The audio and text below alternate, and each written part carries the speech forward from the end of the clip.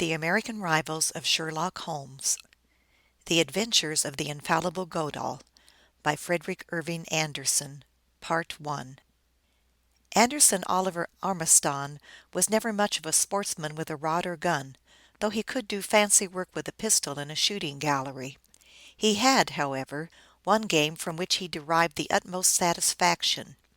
Whenever he went traveling, which was often, he invariably caught his trains by the tip of the tail, so to speak, and hung on till he could climb aboard. In other words, he believed in close connections. He had a theory that more valuable dollars and cents time and good animal heat are wasted warming seats in stations waiting for trains than by missing them. The sum of joy to his methodical mind was to halt the slamming gates at the last fraction of the second with majestic upraised hand, and to stroll aboard his parlor car with studied deliberation, while the train crew were gnashing their teeth in rage and swearing to get even with the gateman for letting him through. Yet Mr. Ormiston never missed a train. A good many of them tried to miss him, but none ever succeeded. He reckoned time and distance so nicely that it really seemed as if his trains had nothing else so important as waiting until Mr. Oliver Ormiston got aboard. On this particular June day he was due in New Haven at 2. If he failed to get there at 2 o'clock, he could very easily arrive at 3. But an hour is 60 minutes, and a minute is 60 seconds. And, further, Mr. Ormiston, having passed his word that he would be there at 2 o'clock, surely would be. On this particular day, by the time Ormiston finally got to the Grand Central, the train looked like an odds-on favorite. In the first place, he was still in his bed at an hour when another and less experienced traveler would have been watching the clock in the station waiting-room. In the second place, after kissing his wife in that absent-minded manner characteristic of true love, he became tangled in a Broadway traffic rush at the first corner. Scarcely was he extricated from this when he ran into a socialist mass meeting at Union Square. It was due only to the wits of his chauffeur that the taxicab was extricated with very little damage to the surrounding human scenery. But our man of method did not fret. Instead, he buried himself in his book, a treatise on cause and effect, which at that moment was lulling him with this soothing sentiment: there is no such thing as accident. The so-called accidents of everyday life are due to the preordained action of correlated causes, which is inevitable and over which man has no control. This was comforting, but not much to the point, when Oliver Ormiston looked up and discovered he had reached 23rd Street and had come to a halt. A 60-foot truck, with an underslung burden consisting of a 60-ton steel girder, had at this point suddenly developed weakness on its off hind wheel and settled down on the pavement across the right-of-way like a tired elephant. This, of course, was not an accident. It was due to a weakness in the construction of that wheel, a weakness that had from the beginning been destined to block street cars and taxicabs at this particular spot at this particular hour. Mr. Ormiston dismounted and walked a block. Here he hailed a second taxicab, and soon was spinning north again at a fair speed, albeit the extensive building operations in Fourth Avenue had made the street well nigh impassable. The roughness of the pavement merely shook up his digestive apparatus and gave it zest for the fine luncheon he was promising himself the minute he stepped aboard his train. His new chauffeur got lost 3 times in the maze of traffic about the Grand Central Station. This, however, was only human, seeing that the railroad company changed the map on 42nd Street every 24 hours during the course of the building of its new terminal. Mr. Ormiston at length stepped from his taxicab, gave his grip to a porter, and paid the driver from a huge roll of bills. This same roll was no sooner transferred back to his pocket than a nimble-fingered pickpocket removed it. This, again, was not an accident. That pickpocket had been waiting there for the last hour for that roll of bills. It was preordained, inevitable, and Oliver Ormiston had just 30 seconds to catch his train by the tail and climb aboard. He smiled contentedly to himself. It was not until he called for his ticket that he discovered his loss. For a full precious second he gazed at the hand that came away empty from his money pocket, and then, "I find I left my purse at home," he said, with a grand air he knew how to assume on occasion. "My name is Mr. Oliver Ormiston." Now Oliver Ormiston was a name to conjure with. " I don't doubt it," said the ticket agent dryly. " Mr. Andrew Carnegie was here yesterday begging car fare to 125th Street, and Mr. John D. Rockefeller quite frequently drops in and leaves his dollar watch in hock. Next !" And the ticket agent glared at the man blocking the impatient line, and told him to move on. Ormiston flushed crimson. He glanced at the clock. For once in his life he was about to experience that awful feeling of missing his train. For once in his life he was about to be robbed of that delicious sensation of hypnotizing the gate keeper and walking majestically down that train platform that extends northward under the train shed a considerable part of the distance toward Yonkers. 20 seconds! Ormiston turned round, still holding his ground, and glared concentrated malice at the man next in line. That man was in a hurry. In his hand he held a bundle of bills. For a second the thief instinct that is latent in us all suggested itself to Ormiston. There, within reach of his hand, was the money, the precious paltry dollar bills that stood between him and his train. It scared him to discover that he, an upright and honored citizen, was almost in the act of grabbing them like a common pickpocket. Then a truly remarkable thing happened.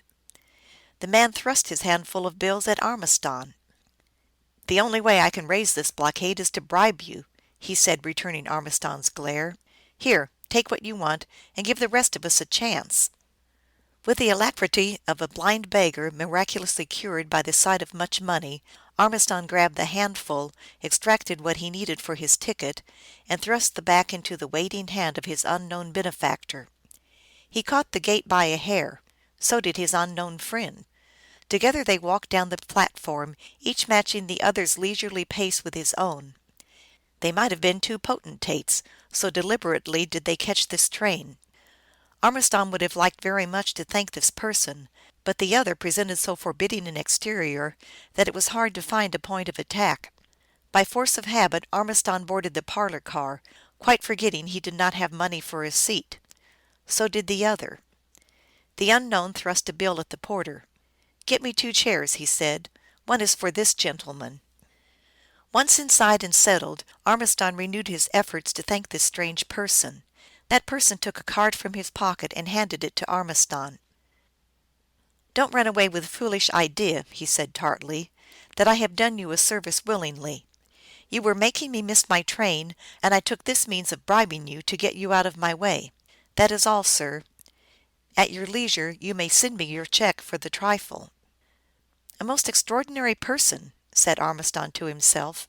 " Let me give you my card," he said to the other. " As to the service rendered, you are welcome to your own ideas on that. For my part I am very grateful." The unknown took the proffered card and thrust it in his waistcoat pocket without glancing at it. He swung his chair round and opened a magazine, displaying a pair of broad, unneighborly shoulders. This was rather disconcerting to Ormiston, who was accustomed to have his card act as an open sesame. " Damn his impudence," he said to himself. " He takes me for a mendicant. I'll make copy of him." This was a popular author s way of getting even with those who offended his tender sensibilities. 2 things worried Ormiston. One was his luncheon, or rather the absence of it, and the other was his neighbor. This neighbor, now that Ormiston had a chance to study him, was a young man well set up. He had a fine bronzed face that was not half so surly as his manner. He was now buried up to his ears in a magazine, oblivious of everything about him, even the dining car porter, who strode down the aisle and announced the first call to lunch in the dining car. " I wonder what the fellow is reading," said Ormiston to himself. He peeped over the man's shoulder and was interested at once, for the stranger was reading a copy of a magazine called by the vulgar The Whited Sepulchre. It was the pride of this magazine that no one on earth could read it without the aid of a dictionary. Yet this man seemed to be enthralled. And what was more to the point, and vastly pleasing to Ormiston, the man was at that moment engrossed in one of Ormiston's own effusions. It was one of his crime stories that had won him praise and lucre. It concerned the infallible Goodall. These stories were pure reason incarnate in the person of a scientific thief. The plot was invariably so logical that it seemed more like the output of some machine than of a human mind.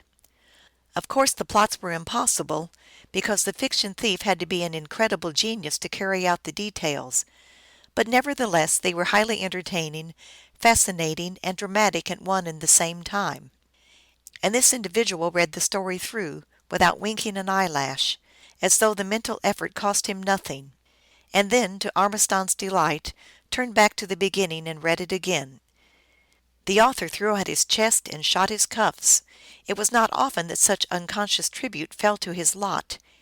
He took the card of his unknown benefactor. It read, Mr. J. Borden Benson, The Towers, New York City. Humph! Snorted Ormiston. An aristocrat and a snob, too. At this moment the aristocrat turned in his chair and handed the magazine to his companion. All his bad humor was gone. " Are you familiar," he asked, " with this man Ormiston's work? I mean these scientific thief stories that are running now." Yes, oh yes," sputtered Ormiston, hastily putting the other's card away. In fact, you know, I take them every morning before breakfast." In a way this was the truth, for Ormiston always began his day's writing before breakfasting. Mr. Benson smiled, a very fine smile, at once boyish and sophisticated. " Rather a heavy diet early in the morning, I should say," he replied. " Have you read this last one, then?" " Oh, yes," said the delighted author. " What do you think of it? " asked Benson. The author puckered his lips. " It is on a par with the others," he said. " Yes," said Benson thoughtfully, " I should say the same thing. And when we have said that, there is nothing left to say. They are truly a remarkable product, quite unique, you know. And yet," he said, frowning at Ormiston, " I believe that this man Ormiston is to be ranked as the most dangerous man in the world to day." " Oh, I say," began Ormiston, but he checked himself, chuckling. He was very glad Mr. Benson had not looked at his card. " I mean it," said the other decidedly, " and you think so yourself, I fully believe. No thinking man could do otherwise." " In just what way? I must confess I have never thought of his work as anything but pure invention." It was truly delicious. Ormiston would certainly make copy of this person. " I will grant," said Benson, " that there is not a thief in the world to day clever enough, brainy enough, to take advantage of the suggestions put forth in these stories. But some day there will arise a man to whom they will be as simple as an ordinary blue print, and he will profit accordingly. This magazine, by printing these stories, is merely furnishing him with his tools, showing him how to work, and the worst of it is "" Just a minute," said the author, agreeing for the moment that these stories will be the tools of Ormiston's hero in real life some day. " How about the popular magazines? They print 10 such stories to one of these by Ormiston." " Ah, my friend," said Benson, " you forget one thing. The popular magazines deal with real life, the possible, the usual. And in that very thing they protect the public against sharpers by exposing the methods of those same sharpers. But with Ormiston, no, as much as I enjoy him as an intellectual treat, I am afraid." He didn't finish his sentence. Instead, he fell to shaking his head, as though in amazement at the devilish ingenuity of the author under discussion. " I am certainly delighted," thought that author, " that my disagreeable benefactor did not have the good grace to look at my card. This is really most entertaining." And then aloud, and treading on thin ice, " I should be very glad to tell Oliver what you say, and see what he has to say about it." Benson's face broke into a wreath of wrinkles. " Do you know him? Well, I declare, that is a privilege. I heartily wish you would tell him." " Would you like to meet him? I am under obligations to you. I can arrange a little dinner for a few of us." " No," said Benson, shaking his head. " I would rather go on reading him without knowing him. Authors are so disappointing in real life. He may be some puny, anemic little half portion, with dirty finger nails, and all the rest that goes with genius. No offense to your friend. Besides, I am afraid I might quarrel with him." " Last call for lunch in the dinin' car," sang the porter. Ormiston was looking at his finger nails as the porter passed. they were manicured once a day. " Come lunch with me," said Benson heartily. " I should be pleased to have you as my guest. I apologize for being rude to you at the ticket window, but I did want to catch this train mighty bad." Armiston laughed. " Well, you have paid my car fare," he said, " and I won't deny I am hungry enough to eat 110-pound rail. I will let you buy me a meal, being penniless." Benson arose, and as he drew out his handkerchief the card Armiston had given him fluttered into that worthy s lap. Armiston closed his hand over it, chuckling again. Fate had given him the chance of preserving his incognito with this person as long as he wished. It would be a rare treat to get him ranting again about the author, Armiston. But Armiston's host did not rant against his favorite author. In fact, he was so enthusiastic over that man's genius that the same quality which he decried as a danger to society, in his opinion, only added luster to the work. Benson asked his guest innumerable questions as to the personal qualities of his ideal, and Armiston shamefully constructed a truly remarkable person. The other listened entranced. " No, I don't want to know him," he said. " In the first place, I haven't the time, and in the second I'd be sure to start a row. And then there is another thing. If he is half the man I take him to be from what you say, he wouldn't stand for people fawning on him and telling him what a wonder he is. That's about what I should be doing, I am afraid." " Oh," said Armiston, " he isn't so bad as that. He is a sensible chap, with clean finger nails and all that, you know, and he gets a hair cut once every 3 weeks, the same as the rest of us." " I'm glad to hear you say so, Mr. Benson fell to chuckling. " By gad," he said, " here we've been talking with each other for an hour, and I haven't so much as taken a squint at your card to see who you are." He searched for the card Armiston had given him. " Call it Brown," said Armiston, lying gorgeously, and with a feeling of utmost righteousness. " Martin Brown, single, read and write, color white, laced shoes, and derby hat, as the police say." " All right, Mr. Brown. Glad to know you. We will have some cigars. You have no idea how much you interest me, Mr. Brown. How much does Armiston get for his stories?" " Every word he writes brings him the price of a good cigar. I should say he makes 40,000 a year." " Humph ! That is better than Goodall, his star creation, could bag as a thief, I imagine, let alone the danger of getting snipped with a pistol ball on a venture."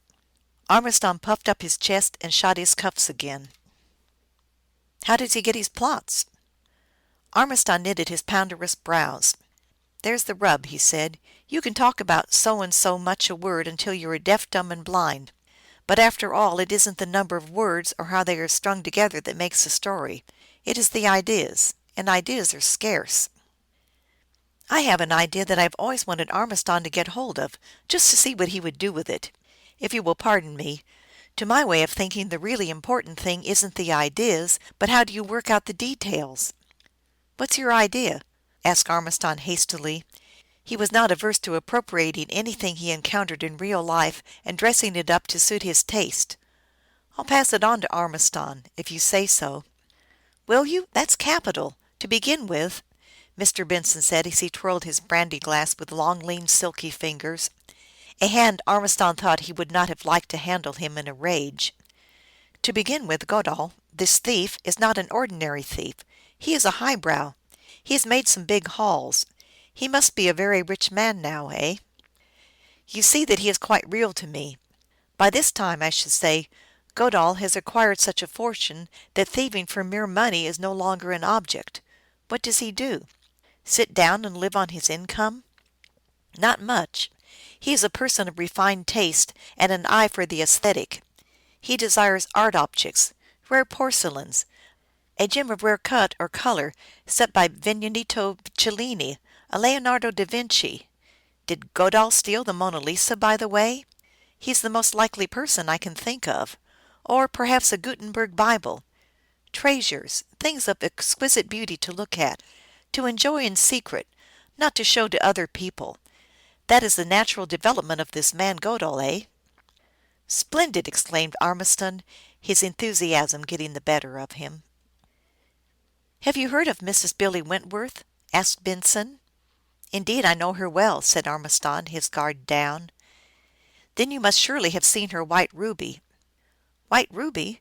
I never heard of such a thing. A white ruby?" "Exactly. That's just the point. Neither have I. But if Godel heard of a white ruby, the chances are he would possess it, especially if it were the only one of its kind in the world." " Gad, I do believe he would, from what I know of him." " And especially," went on Benson, " under the circumstances. You know the Wentworths have been round a good deal. They haven't been over scrupulous in getting things they wanted. Now, Mrs. Wentworth, but before I go on with this weird tale, I want you to understand me. It is pure fiction, an idea for Ormiston and his wonderful Godal. I am merely suggesting the Wentworths as fictitious characters." " I understand," said Ormiston. " Mrs. Wentworth might very well possess this white ruby. Let us say she stole it from some potentate s household in the Straits Settlement.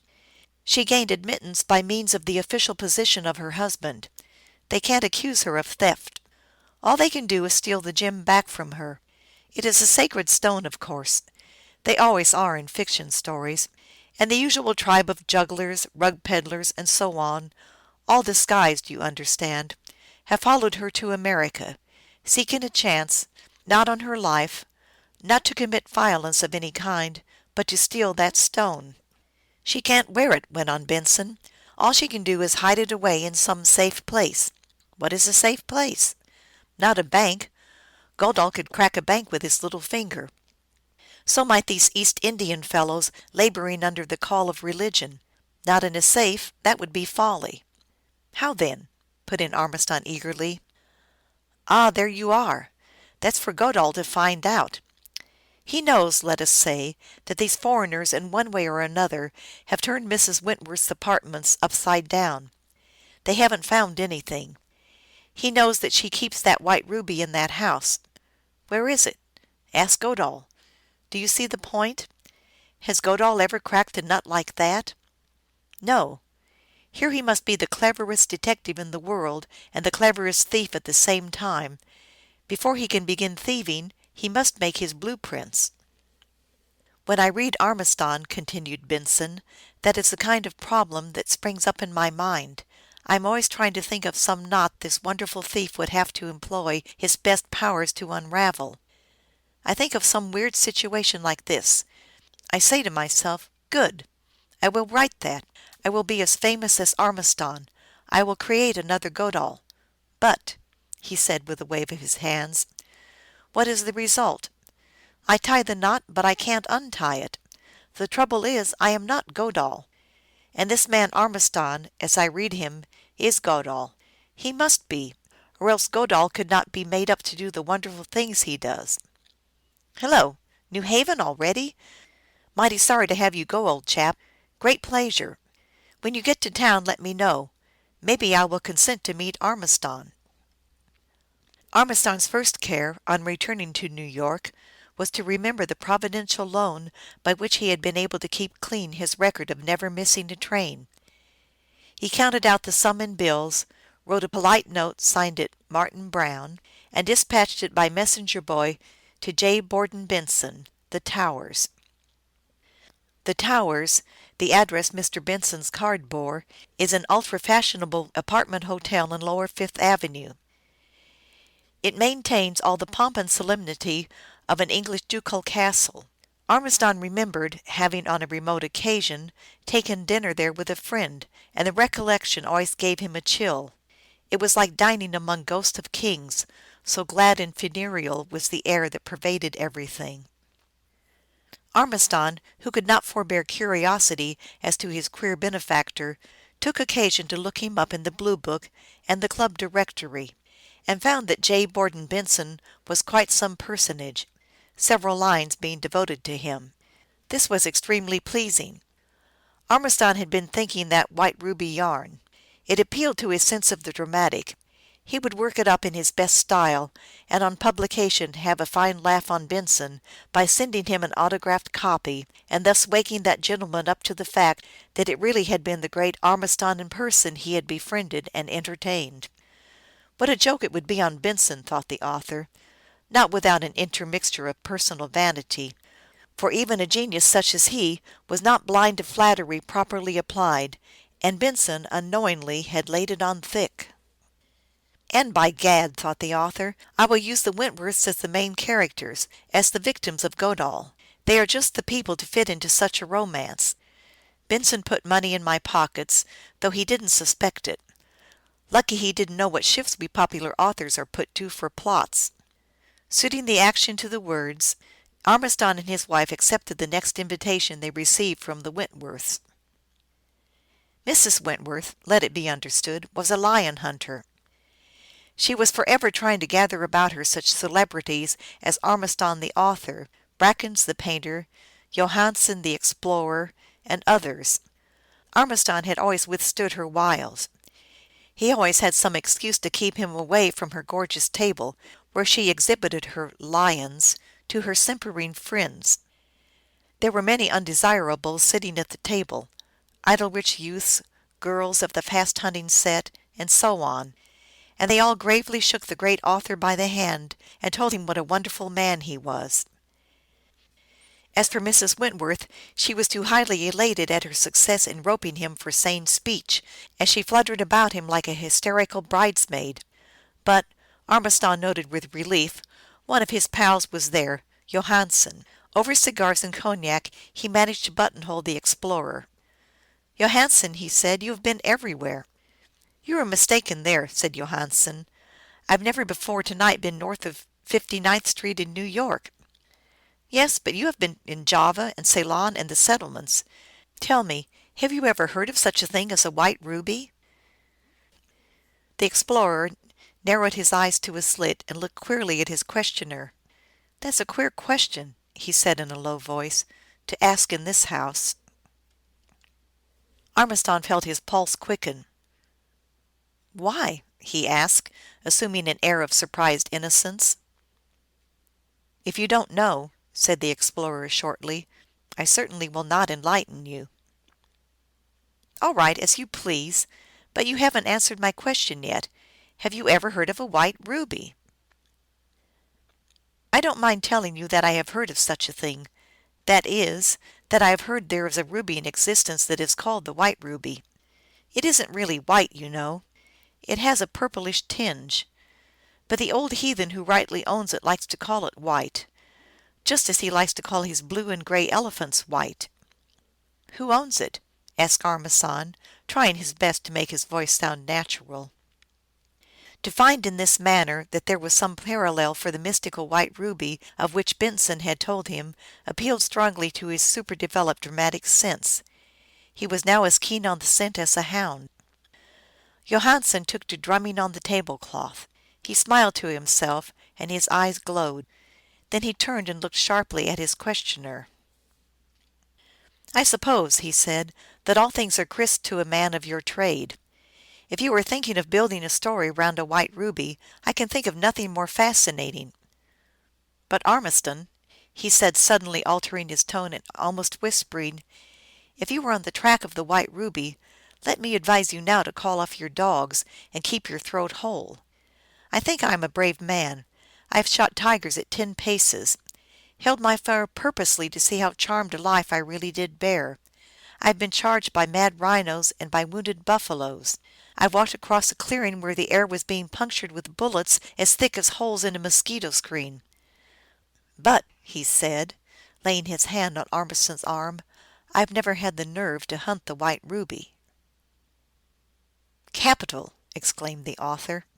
" Capital, yes, for a man who earns his bread and gets his excitement by sitting at a typewriter and dreaming about these things. But take my word for it, it isn't capital for a man who gets his excitement by doing this thing. Hands off, my friend." " It really does exist, then?" Johansen puckered his lips. " So they say," he said. " What's it worth?" " Worth? What do you mean by worth? Dollars and cents? What is your child worth to you? A million? A billion? How much? Tell me. No, you can't. Well, that's just what this miserable stone is worth to the man who rightfully owns it. Now let's quit talking nonsense. There's Billy Wentworth shooing the men into the drawing room. I suppose we shall be entertained this evening by some of the $100 a minute song birds as usual. It's amazing what these people will spend for mere vulgar display when there are hundreds of families starving within a mile of this spot. Two famous singers sang that night.